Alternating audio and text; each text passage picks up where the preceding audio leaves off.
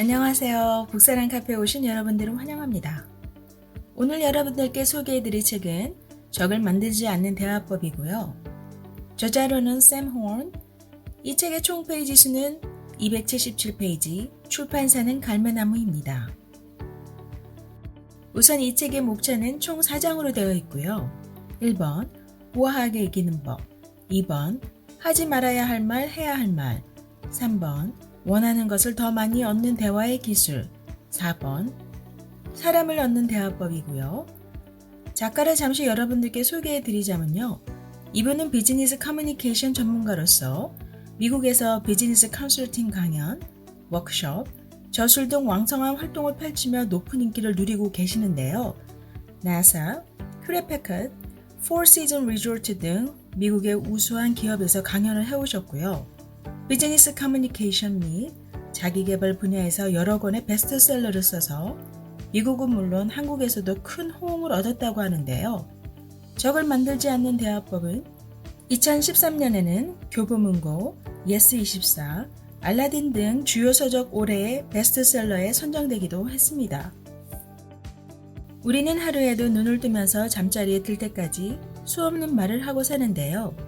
이 많은 말 속에 무심코 던진 말이 상대에게는 커다란 상처를 줄 수 있고, 감정을 추스리지 않고 마구 말을 뱉어내면 더 나아가서 상대와 내가 적이 될 수도 있는 상황을 만들 수도 있습니다. 우리나라 속담에 말 한마디에 천냥빚도 갚는다는 말이 있는데요.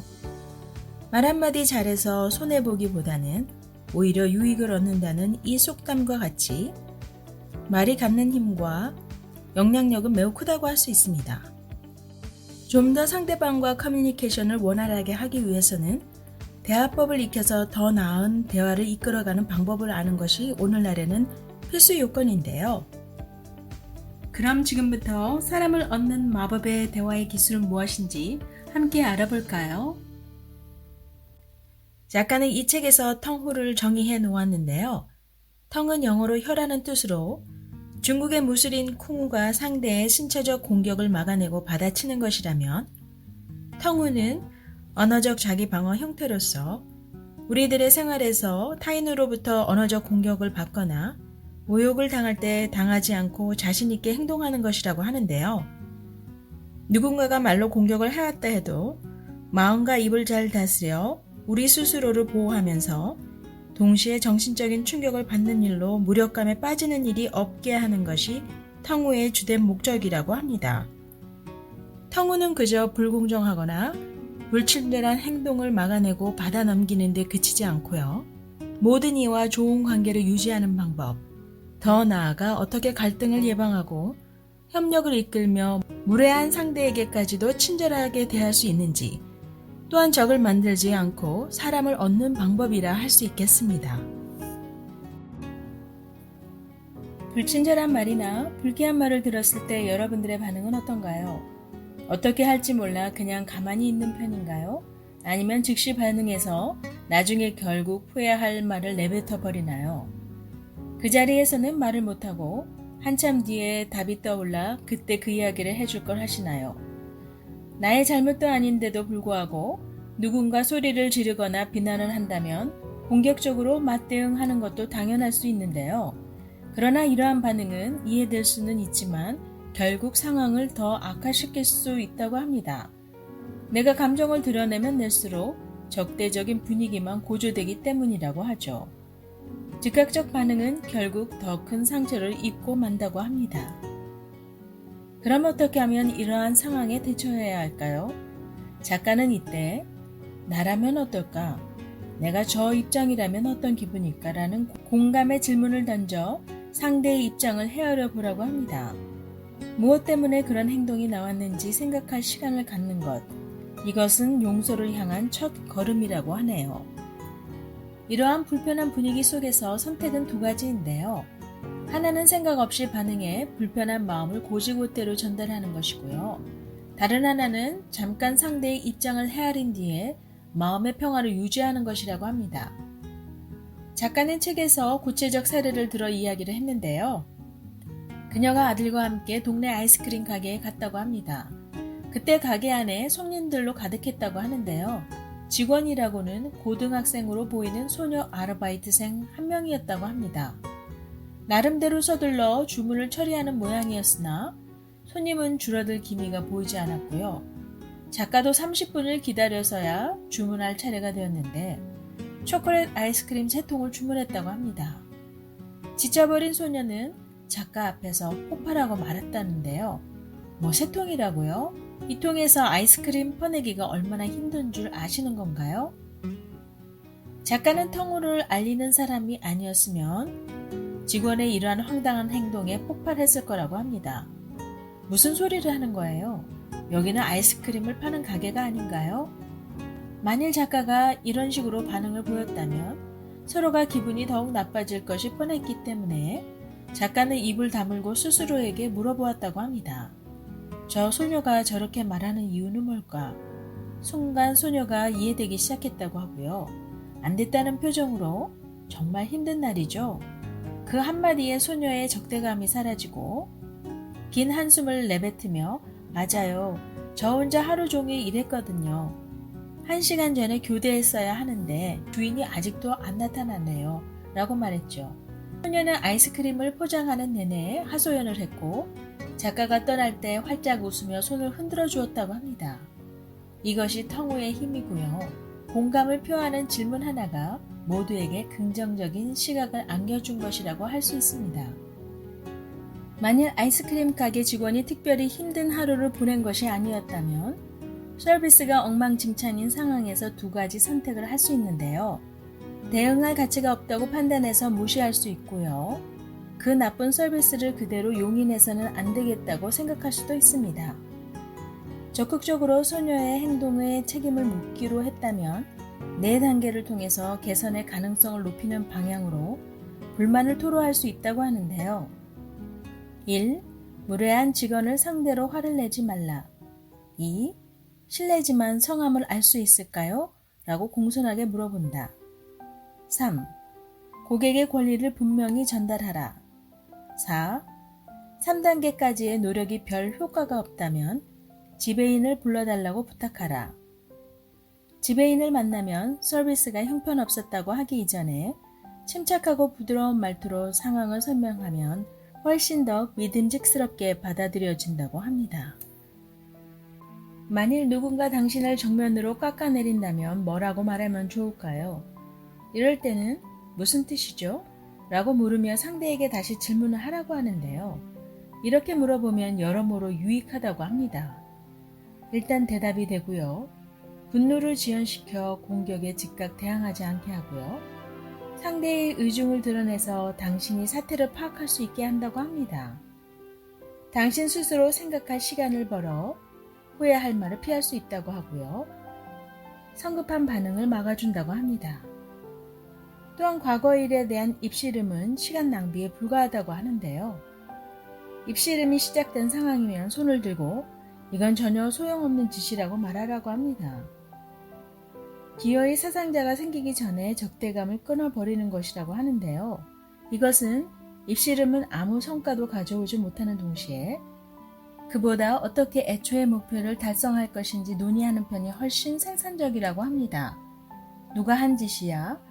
라는 사고에서 이제 우리는 어떻게 할 수 있을까라는 태도로 옮겨가라고 하네요. 일단 내뱉은 말은 멀리 날아가 버려 다시 붙잡을 수 없다는 러시아 속담이 있다고 하는데요. 출구 없는 논쟁을 비켜가는 효과적인 방법은 잠시 입을 다문 뒤 우리 둘 다 옳아요 라고 말하고 다른 주제로 옮겨가는 것이라고 합니다. 어떤 논쟁에서든 양쪽 모두 합리적인 근거를 내세우기 마련이므로 한쪽이 옳고 다른 쪽이 틀리다거나 한쪽이 선하고 다른 쪽이 나쁜 것이 아니라고 하고요. 양쪽의 견해가 모두 유효하다고 하네요. 그러기에 서로를 원수로 여기기보다 다만 의견이 다를 뿐임을 이해하라고 합니다. 평화롭고 멋진 대화의 비법을 알고 싶다면 이제부터 하지만이라는 파괴적인 단어 대신 그리고라는 건설적 단어를 사용해 보라고 하는데요. 그리고는 앞서 말했던 내용을 반박하지 않고 굳건히 해주는 아름다운 단어라고 합니다. 하지만이란 단어는 보통 부정적인 소식을 이끌기 마련이라고 하는데요. 거절의 뜻을 내포하고 있어 하지만 앞에 나온 말은 열심히 들을 필요가 없어지는데요. 하지만 다음에 나오는 말이 핵심이기 때문입니다. 예를 들어 좋은 지적입니다. 하지만 실은 당신은 잘못 생각하고 있어요 라는 뜻으로 해석된다고 합니다. 당연히 하지만이라는 말을 들은 사람은 저항감을 느끼게 된다고 하고요. 또한 하지만이라는 단어를 사용하기 시작하면 즉각 내 생각이 내 생각보다 옳아, 넌 틀렸어 라는 마음이 전달된다고 합니다. 하지만은 갈등을 깊게 하고 그리고는 갈등을 예방한다고 하는데요. 하지만은 적대감을 낳고 그리고는 공감을 낳는다고 합니다. 프레데릭 로버트스는요. 참된 교사는 자기의 의견을 강요하는 것이 아니라 학생들의 마음에 불을 붙여야 한다는 말을 남겼는데요. 간혹 언제 어떤 일을 해야 하는지 상기시키려는 마음에 내일까지는 발표를 준비해야 하지. 어서 피아노 연습을 해야 연주회를 잘 치르게 될 거야. 차에 휘발유가 다 떨어졌으니 오늘 채워도. 어서 화분에 물을 좀 줘. 다 말라 죽어가니까. 이와 같이 상대를 걱정하고 도움을 주려는 마음에서 이러한 말들이 나왔을런지는 모르지만요. 책망이나 비난으로 들리기가 십상이라고 하고요. 그래서 듣는 사람은 선뜻 몸이 움직여지지 않는다고 합니다. 훈계보다 훨씬 더 효과적인 방법은 질문을 던짐으로써 원하는 행동을 유도하는 것이라고 하는데요. 영어 단어 education, 라틴어 어원 이끌어내다라는 뜻에서 교육하다의 의미를 갖게 되었다고 하는데요. 상대에게 상기시키려는 말투보다는 질문의 형태로 좀 더 부드럽고 친절하게 상대의 행동을 이끌어 보라고 합니다. 예를 들어 연주회 준비는 잘 되어 가니? 내일 아침에 출발할 만큼 휘발유가 남아 있어요. 화분에 물을 좀 더 주면 좋을 것 같아요. 상대 스스로 생각해 결론을 내리도록 질문을 통해 상대방이 판단하는 방향으로 대화를 이끌어 가라고 합니다.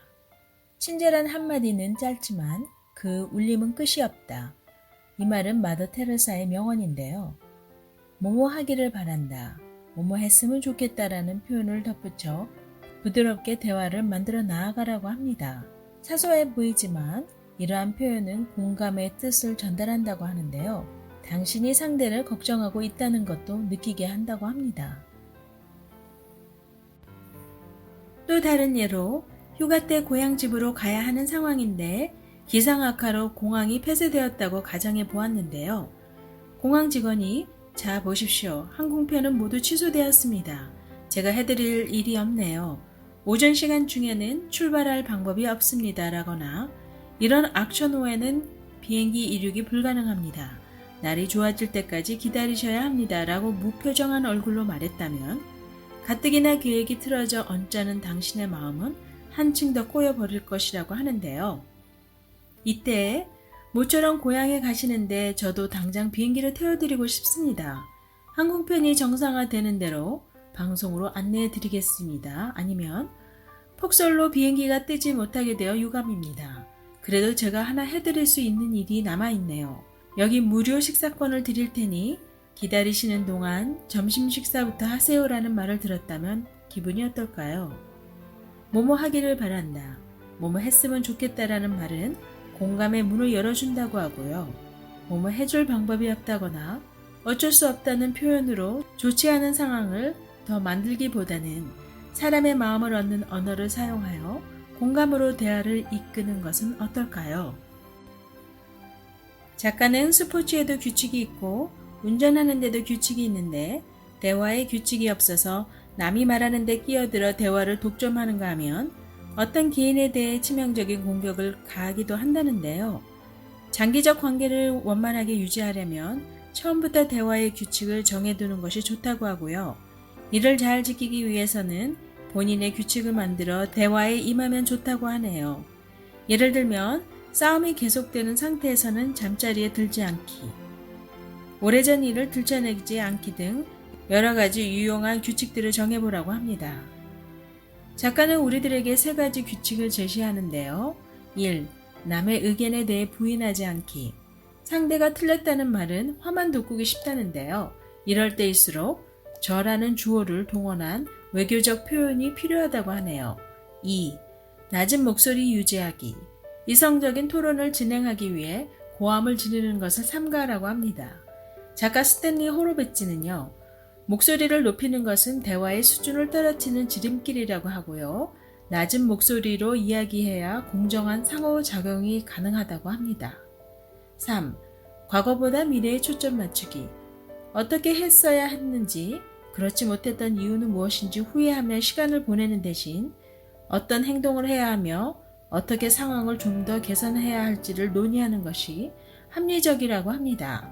모두가 서로에게 예의를 갖춘 것으로 확신하면 규제는 필요 없어지는데요. 하지만 어느 그룹에서든지 한두 명의 무례한 사람이 섞여 있어서 기회만 있으면 남들의 생각은 아랑곳 없이 자기 주장만 내세우는 사람들이 있기에 규칙은 필요하다고 하네요. 저는 오늘 여러분들과 적을 만들지 않는 대화법을 정리해 보았는데요. 이 책을 읽으면서 사람의 마음을 사로잡는 마법과 같은 대화 기술은 바로 다름 아닌 통호를 통해 상대와 공감하는 것이라는 것을 알게 되었습니다. 우아하게 그리고 해야 할 말과 하지 말아야 할 말을 구분하면서 원하는 것을 더 많이 얻고 사람을 읽는 것이 아닌 얻는 대화의 기술은 앞으로 우리가 실천해야 할 숙제인 것 같습니다. 이 책에서는 다양한 명언들과 구체적인 예들을 들어 대화법을 소개하고 있고요. 여러분들이 이해하기 쉽고 실생활에 잘 적용하도록 쓰여 있으니 한번 읽어보시기를 바랍니다. 구독, 좋아요, 알람 설정 잊지 마시고요. 다음 영상에서 뵐 때까지 안녕히 계세요.